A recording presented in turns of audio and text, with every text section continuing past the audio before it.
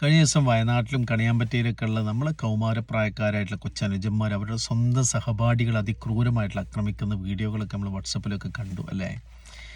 Police കൃത്യമായിട്ട് നടപടികൾ എടുത്തു എന്നുള്ള വാർത്തകളൊക്കെ വരുന്നുണ്ട്. സത്യത്തിൽ അതിൽ ആ കുട്ടികളാണോ 15ഉം 20ഒക്കെ പ്രായമുള്ള ആ കുട്ടികൾ അവരാണോ അതിൻ്റെ കുറ്റക്കാർ?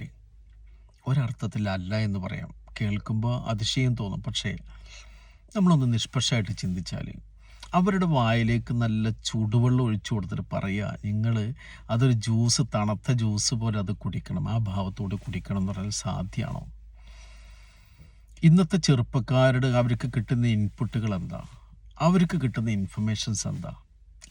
ഇതിൻ്റെ റൂട്ട് കോസ് കറക്റ്റ് ഒരു കാരണം എന്തുകൊണ്ട് ഇങ്ങനെ സംഭവിക്കുന്നു എന്നുള്ള രൂപത്തിലേക്ക് അധികാരികളിൽ പോയിട്ടുണ്ട്.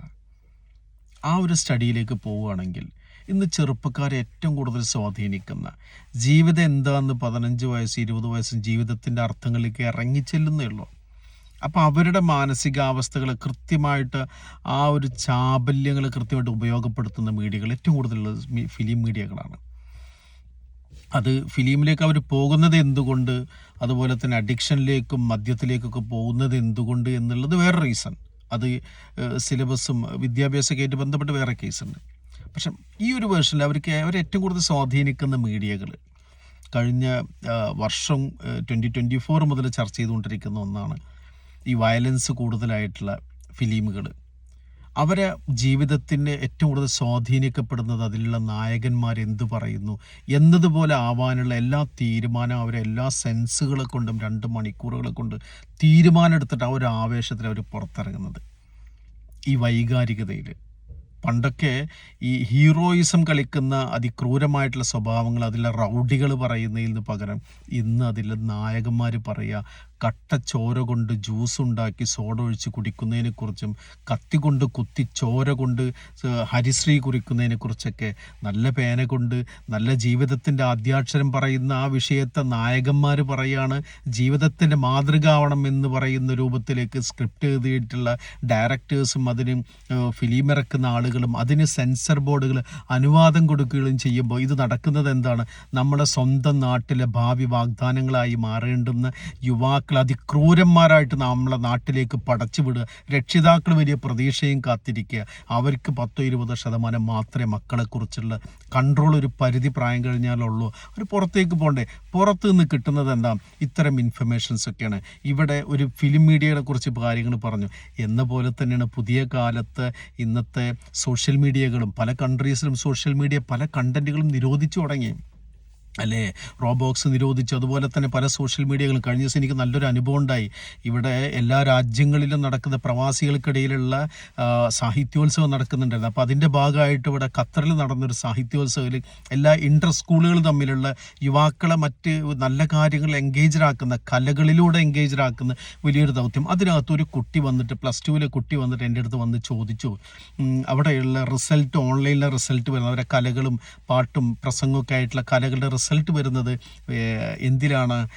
ഓൺലൈനിൽ വെബ്സൈറ്റിൽ വരും. അപ്പോൾ എൻ്റെ അടുത്ത് വന്ന് ചോദിച്ച് റിസൾട്ട് ഒന്ന് തരുമോ എൻ്റെ കയ്യിൽ? അപ്പോൾ ഞാൻ പറഞ്ഞു, നിങ്ങളുടെ മൊബൈലിൽ ഇൻ്റർനെറ്റ് ഉണ്ടല്ലോ, അതിന് ഞാൻ വെബ്സൈറ്റ് അഡ്രസ്സ് കഴിച്ച് കഴിഞ്ഞ് നിങ്ങളെ ചെസ് നമ്പറും കൊടുത്തു കഴിഞ്ഞ് കിട്ടും.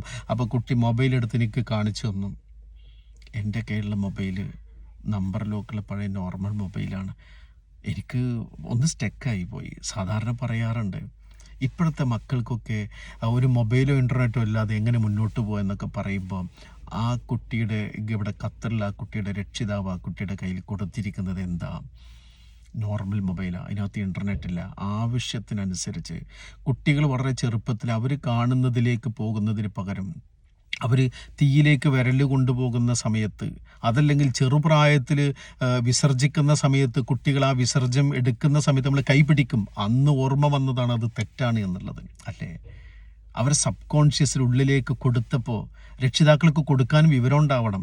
ആ വിവരം ഉണ്ടായപ്പോൾ ആ അറിവും രക്ഷിതാക്കൾ ഇന്നത്തെ പുതിയ ജൻസി തലമുറകളെപ്പോലെ രക്ഷിതാക്കൾ മാറിക്കൊണ്ടിരിക്കുന്ന, അവർക്ക് കിട്ടുന്ന ഇൻപുട്ട് അനുസരിച്ച് അവർ മാറിക്കൊണ്ടിരിക്കുന്ന അവസ്ഥ, മക്കൾ മാറിക്കൊണ്ടിരിക്കുന്ന അവസ്ഥ. രക്ഷിതാക്കളോട് പറഞ്ഞാൽ ആരെങ്കിലും ഇന്ന റൂട്ടിലേക്ക് മക്കൾ പോകുന്നുണ്ടിട്ടാ സൂക്ഷിക്കണേ ശ്രദ്ധിക്കണേ എന്ന് പറഞ്ഞ ആളുകൾ കുറ്റക്കാരാവുന്ന രൂപത്തിലേക്കുള്ള ഒരുപാട് സംഭവങ്ങൾ. ഇപ്പോൾ ഈ കുട്ടിയെ സംബന്ധിച്ച് എന്താ സംഭവിച്ചത്? ആ കുട്ടിക്ക് വേണ്ട നിർദ്ദേശം ഈ ചെറിയ പ്രായത്തിൽ കുട്ടികൾ തീയിലേക്ക് വിരൽ കൊണ്ടുപോകുന്ന സമയത്ത് നമ്മൾ കൈ വലിച്ചില്ലേ? അത് അപകടമാണെന്ന് പറഞ്ഞില്ലേ, വലിയ അപകടത്തിലേക്ക് കുട്ടി പോവാതിരിക്കാൻ വേണ്ടിയിട്ട്. എന്ന പോലെ പുതിയ കാലത്തുള്ള പലതുണ്ട്. മീഡിയകളാണ് ഏറ്റവും കൂടുതൽ സ്വാധീനിക്കുന്നത്. കണ്ണുകളാണ്, ബ്രെയിനുകളാണ്, തലച്ചോറുകളാണ്, മനസ്സാണ്. ഇതിനെ ഹാക്ക് ചെയ്യപ്പെട്ട് നമ്മുടെ രാജ്യത്തിന് വലിയൊരു ആ വിഭവ സമ്പത്ത് നഷ്ടപ്പെട്ടു കൊണ്ടിരിക്കുന്ന രൂപത്തിലേക്കാണ് പോകുന്നത്. അപ്പോൾ അതുകൊണ്ട് ഈ ഇപ്പോഴത്തെ യുവാക്കളുടെ അവസ്ഥ, ഈ യുവാക്കളെ എങ്ങോട്ടാണ് കൊണ്ടുപോകുന്നത്? ഇതിന് അധികാരങ്ങളുണ്ടല്ലോ, നിയമങ്ങളുണ്ടല്ലോ. വണ്ടി റെഡ് സിഗ്നലിൽ കാറ് മുന്നോട്ടെടുത്താലുണ്ടാകുന്ന അപകടം പോലെ തന്നെ ചില കാര്യങ്ങൾ ചില പ്രായത്തിൽ കൊടുക്കേണ്ട അപകട സൂചനകളുണ്ടല്ലോ. ഇത്തരം നേരത്തെ പറഞ്ഞ പോലെയുള്ള വയലൻസ് ക്രിയേറ്റ് ചെയ്യുന്ന പോലെയുള്ള ഡയലോഗുകൾ, ഈ ഹീറോയിസുള്ള റൗഡികൾ പറയുന്ന ഡയലോഗുകൾ നായകന്മാർ പറയുന്ന രൂപത്തിലേക്ക് ആയിക്കഴിഞ്ഞാൽ ആ കട്ടച്ചോര കൊണ്ട് ജ്യൂസ് ഉണ്ടാക്കി സോഡ ഒഴിച്ച് കുടിക്കണം എന്ന് പറയുന്ന രൂപത്തിലേക്ക് പറഞ്ഞുകൊണ്ടാണ് ശരീരത്തിലേക്ക് കത്തിക്കൊണ്ട് 17 പ്രാവശ്യം ആഞ്ഞു കുത്തിക്കൊണ്ട് സ്വന്തം സഹപാഠിയെ കൊലപ്പെടുത്തിയിട്ടുള്ള കഴിഞ്ഞ വർഷം സംഭവിച്ച കേസ് അല്ലേ? ഇതൊക്കെ പ്രചോദനമാവുന്നത് നായകനാവാൻ, ആ നായകനെ പോലെയാണ്ട് ഞാനും ആവേണ്ടത് എന്നുള്ള ഒരു തീരുമാനം ചെറിയ പ്രായത്തിൽ കുട്ടികളിലേക്ക് വരികയാണ്. ഇവിടെ വിചിന്തനം നടത്തേണ്ടത് കുട്ടികൾക്ക് കിട്ടുന്ന ഇൻപുട്ട്, അവരുടെ വായിലേക്ക് ഒഴിച്ചു കൊടുക്കുന്ന ചുടുവെള്ളം കൊടുത്തിട്ട് നമ്മൾ എന്ത് പറയുക, നല്ല തണുത്ത ജ്യൂസ് പോലെ ആവണമെന്ന് കുട്ടികളോട് പറഞ്ഞിട്ട് കാര്യമില്ല. അവർക്ക് കിട്ടുന്ന ഇൻപുട്ടുകളിൽ വേണ്ട രൂപത്തിൽ ഫിൽട്രേഷൻ, അത് ഫിലിമാവട്ടെ, യൂട്യൂബ് ആവട്ടെ, ഇൻ്റർനെറ്റ് ആവട്ടെ, റീൽസ് ആവട്ടെ, കിട്ടുന്ന അവസരങ്ങളാവട്ടെ. രക്ഷിതാക്കൾ വലിയ പ്രതീക്ഷയിലാണ്, പക്ഷേ പുറത്തിറങ്ങുമ്പോൾ കിട്ടുന്ന അവസരങ്ങൾ ഇതാണ്. രക്ഷിതാക്കളും ഇതേപോലെ നല്ല രൂപത്തിൽ ഗൈഡ് ലൈൻ കൊടുക്കേണ്ടതുണ്ട്. ഏതായാലും നമ്മുടെ കൊച്ചുമക്കൾ അവർ ജീവിച്ച് തുടങ്ങുന്നേ ഉള്ളൂ. അവർ 40, 50, 60 വയസ്സായ ആൾക്കാർ അവരെ ശിക്ഷിക്കാൻ പുറപ്പെടുമ്പോൾ അവർ ജീവിതം കണ്ടു തുടങ്ങുന്നേ ഉള്ളൂ. അവർക്ക് നല്ല ഇൻഫർമേഷൻസും നല്ല അവസരങ്ങളും കിട്ടാൻ സാധിക്കട്ടെ. ആ രൂപത്തിലുള്ള അവസരങ്ങൾ നമ്മുടെ നാട്ടിൽ സൃഷ്ടിക്കാൻ അധികാരികൾക്കും ഇതിൻ്റെ റൂട്ട് കോസിലേക്ക് ഇറങ്ങിച്ചെന്നുകൊണ്ട് പരിഹാരങ്ങൾക്ക് ചിന്തിക്കാൻ സാധിക്കട്ടെ എന്ന് നമുക്ക് പ്രതീക്ഷിക്കാം. നമ്മുടെ മക്കൾ നമ്മുടെ നാടിൻ്റെ, നമ്മുടെ വീടിൻ്റെ, നമ്മുടെ രാജ്യത്തിൻ്റെ വലിയ പ്രതീക്ഷകളായി വളരുന്ന രൂപത്തിൽ യുവാക്കൾ വളരട്ടെ എന്ന് പ്രതീക്ഷിക്കാം.